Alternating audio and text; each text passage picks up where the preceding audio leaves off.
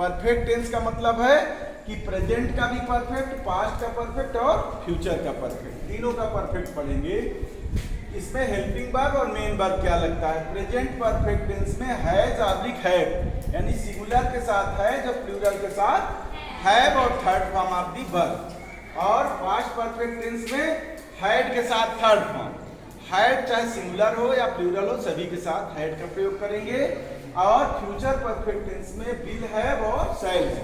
तो ये ध्यान रखना कि आई बी के साथ शैल है और अदर जो भी जितने सब्जेक्ट होंगे उनके साथ विल हैव का प्रयोग करेंगे। और इसमें भी हम third form of the verb use करेंगे।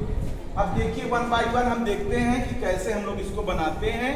यहाँ सिंगुलर के रूप में हमने ही को लिया है और प्लूरल के रूप में हमने आई को लिया है। ये ध्यान रखना, सिंगुलर प्लूरल में हम और अदर में भी इसको यूज कर सकते हो। तुम लोग सिंगुलर की जगह सी भी यूज कर सकते हो, इट भी यूज कर सकते हो, किसी का नाम भी यूज कर सकते हो। और आई के साथ यू दे भी प्लूरल होता है और कोई भी प्लूरल जैसे बॉयज है, गर्ल्स है, ये भी प्लूरल होता है। तो इनके साथ है और सिंगुलर के साथ है, ये अच्छी तरह से पता होगा तभी बन पाएगा। तो मेरे साथ पढ़ोगे, he has stolen my pen, I have stolen his pen.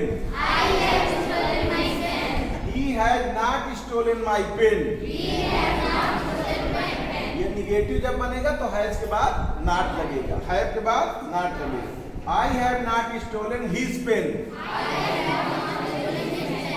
Has he stolen my pen?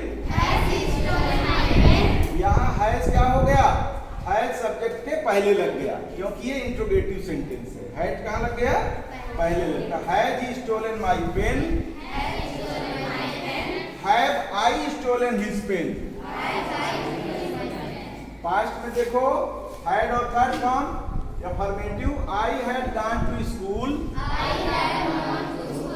He had gone to school. यहाँ ये ध्यान रखना है कि आई हो चाहे ही हो, सिंगुलर हो चाहे प्लूरल हो, सभी में हैड लगना है, ठीक है। नॉट जब निगेटिव बनाओगे तो I had not gone to school,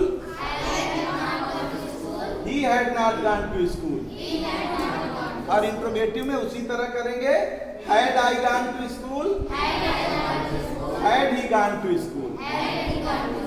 future में क्या करेंगे? फ्यूचर में हमने बताया विल है, शैल है बनाएंगे, लेकिन यहाँ नॉट और इंट्रोगेटिव में सावधानी रखो क्योंकि यहाँ दो हेल्पिंग वर्ब हैं, विल और हैव। विल हैव है और शैल है। तो we shall have eaten mango, तो यहाँ दो हेल्पिंग वर्ब हैं, शैल और have. We shall have eaten mango, बोलो she will have eaten mango. We shall not है, निगेटिव पे ध्यान देना है। We shall not have eaten mango,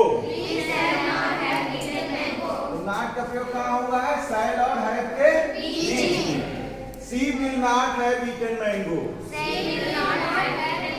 तो देखो यहाँ सी सिंगुलर है, इसके साथ विल लग गया, हम कि आई और बी के साथ शैल और अदर के साथ विल लगा दिया, तो she will not have eaten mango.